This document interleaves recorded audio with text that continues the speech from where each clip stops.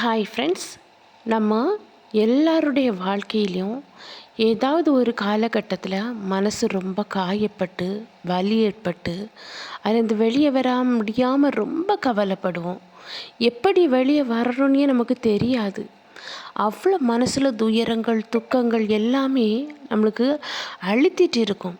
இப்படி மனக்கவலையில் வலியில் இருந்து கவலைப்பட்டு கண்ணீர் வடித்து அதுலேருந்து வெளியே வர முடியாமல் இருக்கிற ஒவ்வொரு நபர்களுக்கான ஒரு வீடியோ தான் இது. உங்கள் வாழ்க்கையில் பயனுள்ள வீடியோவாக இருக்கும் அப்படின்னு சொல்லி நான் நம்புகிறேன். லாஸ்ட் வர ஸ்கிப் பண்ணாமல் பாருங்கள். இப்போ நம்ம வீடியோக்குள்ளே போகலாமா? நம்ம மனசில் கவலையில் துடித்த நாட்கள் யாருக்குமே வெளியே பார்க்க தெரியறதில்ல. கண்ணீரில் நம்ம கடந்த ராத்திரி வேலை யாருக்குமே தெரிய போகிறதும் கிடையாது. அதே போல் நம்மளுக்கு அவமானங்கள் அதை நம்ம எதிர்கொண்டது யாருக்குமே தெரியறதில்ல. நம்ம தூக்கி எறியப்பட்ட தருணமோ யாருக்குமே தெரிய போகிறதும் இல்லை. நம்ம நிறைய கனவு கண்டிருப்போம் வாழ்க்கையில். அந்த கனவுகள் எல்லாம் கை நழுவி போன கனவுகள் வர யாருக்குமே தெரியாது. ஆனால் நம்ம சிரிச்சிட்டே இருப்போம் பார்த்தீங்களா, அது மட்டும்தான் எல்லாருக்குமே தெரியும். அதுபோல தான் உங்கள் வாழ்க்கையில் ஒரு கவலை, அதனால உங்கள் மனசு ரொம்ப வலிக்குதுன்னா நீங்கள் அமைதியாக இருங்க. அமைதியாக இருந்துட்டு இன்றைக்கி எனக்கு எல்லாமே நல்லதாக நடக்கும் அப்படின்னு சொல்லி பாசிட்டிவாக திங்க் பண்ணுங்கள்.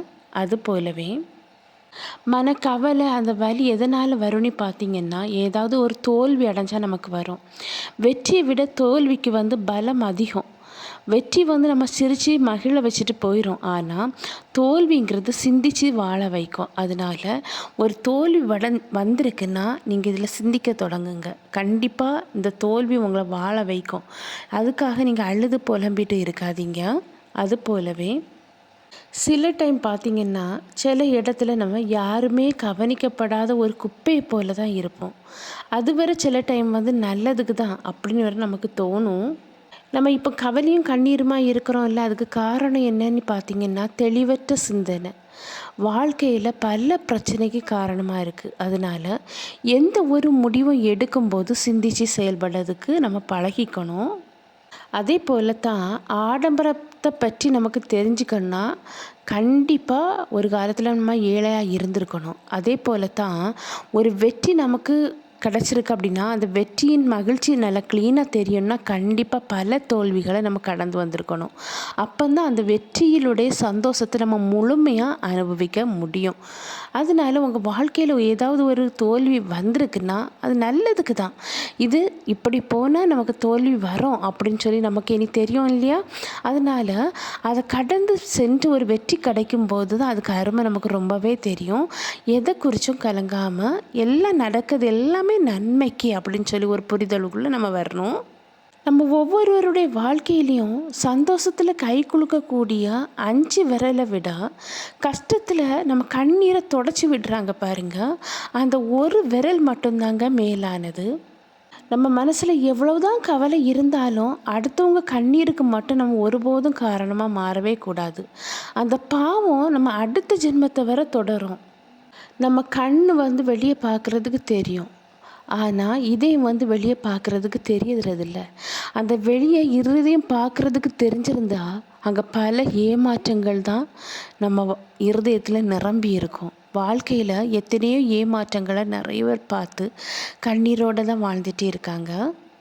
இந்த உலகத்தில் ஆசையும் பசியும் பணமும் இல்லைன்னா மனிதனாக தான் இருந்திருப்பான். அதே போல தான் யாராவது ஒருத்தங்க உங்கள்கிட்ட பேசாமல் இருக்கிறதுனால உங்கள் மனசு கவலைப்படுதுன்னா பேசாதவங்கள பற்றி நீங்கள் நினைக்கவே நினைக்காதீங்க.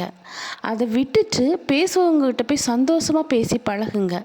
அப்போதான் அது தேவையில்லாமல் இருக்கிற அந்த மன அழுத்தம் குறையும். உங்கள் வாழ்க்கையில் எந்த ஒரு இக்கட்டான சூழ்நிலையில் வந்தாலும் அதை வாழ தயாராக இருக்கணும். ஒரு நாள் நமக்கான வாய்ப்பு கட்டாயம் வரும் அப்படிங்கிற ஒரு நம்பிக்கையோட சும்மா வாழ்ந்துட்டு போகிறது வாழ்க்கை இல்லைங்க. லட்சங்கிற ஒரு விதையை போட்டு முயற்சிங்கிற ஒரு தண்ணியை ஊற்றி முடியும் அப்படிங்கிற ஒரு தன்னம்பிக்கையுள்ள உரத்தை போட்டோன்னா நமக்கு என்ன கிடைக்கும் அப்படின்னு சொல்லி பார்த்தீங்கன்னா, வெற்றி என்னும் கனி கண்டிப்பாக நம்ம வாழ்க்கையில் கிடைக்கும். வாழ்க்கையில் ஒரே வார்த்தையில் எந்த ஒரு உரம் முறிஞ்சிடலாம். ஆனால் 1000 முறை மன்னிப்பு கேட்டாலும் மீண்டும் பழைய நிலைக்கு அது வரவே வராது. வீசப்படக்கூடிய கல்லிலும் பேசப்படக்கூடிய சொல்லிலும் கவனமாக இருக்கணும்.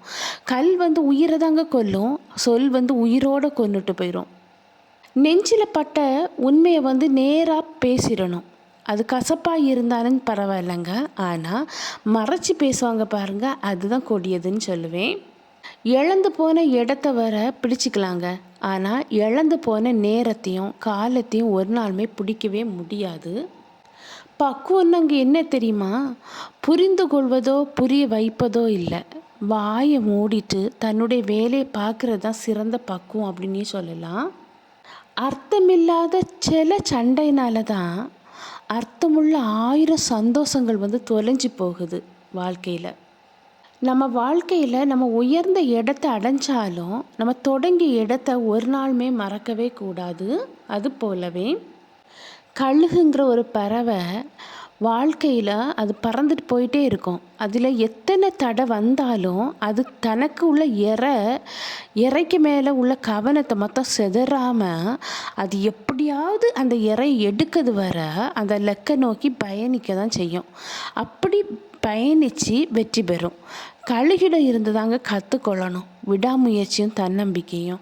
நம்ம வாழ்க்கையில் எத்தனை தடை வரலாம், எத்தனை கவலை வரலாம், எத்தனை போராட்டம் வரலாம், எது வந்தாலும் நம்ம ஏம் என்ன அதை நோக்கி தான் நம்ம பயணம் செய்யணும். இன்றைக்கி நம்ம தோத்துட்டோமே அப்படின்னு சொல்லி கலங்கக்கூடாது. ஏன்னா தோல்விங்கிறது வெற்றியின் படிக்கட்டு. அதை முதல்ல புரிஞ்சுக்கணும். எப்படியும் ஒரு நாள் நீங்கள் விடாமுயற்சியோடு செயல்படும் போது உங்களுக்கு வெற்றி கிடைக்கும். இந்த உலகத்தில் கடலில் வர நம்ம மூழ்கிட்டா தவறில்லை, ஏன்னா காப்பாற்ற 4 பேராவது வருவாங்க. ஆனால் கடலில் மட்டும் மூழ்கிட்டோன்னு வைங்களேன், ஒருத்தன் கூட வரமாட்டான். நம்ம இருட்டை நேசிக்கணும். அப்போ இருட்டை நேசித்தாதான் நம்மளுக்கு விடியலுக்குள்ள அருமை தெரியும். தோல்வி நேசிக்கணும். அப்படி தோல்வியை நேசித்தாதான் வெற்றிக்குள்ள அருமை தெரியும். நம்ம உழைப்பை நேசிக்கணும்.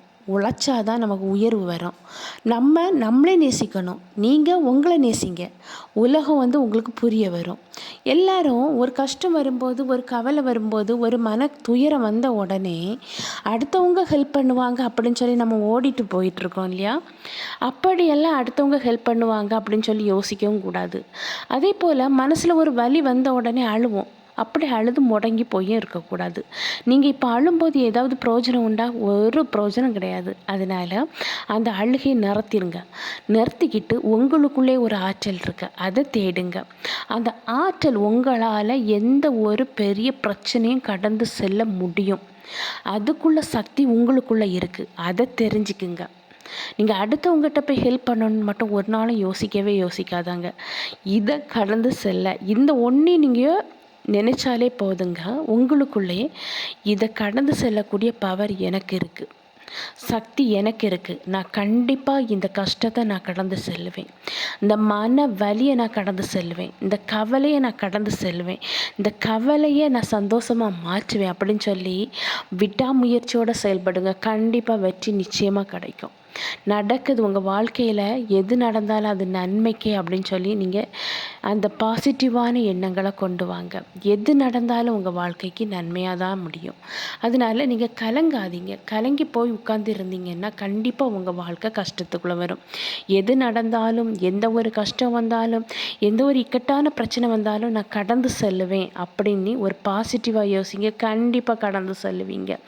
எதுவுமே வாழ்க்கையில் நிரந்தரம் இல்லை. இந்த புரிதல் இருந்தாலே தன்னை போக்கில் எல்லாமே கடந்து போகும்.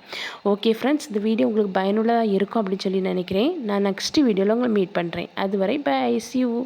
இந்த வீடியோ உங்களுக்கு பிடிச்சிருந்துன்னா லைக் பண்ணுங்கள், ஷேர் பண்ணுங்கள், சப்ஸ்கிரைப் பண்ணுங்கள். பக்கத்தில் இருக்கிற ஆல்ங்கிற பட்டனை கிளிக் பண்ணிக்கிங்க. அப்போ தான் நான் போடக்கூடிய வீடியோ உடனுக்குடன் அப்லோட் ஆகும். நான் நெக்ஸ்ட் வீடியோவில் மீட் பண்ணுறேன். அதுவரை பை, see you.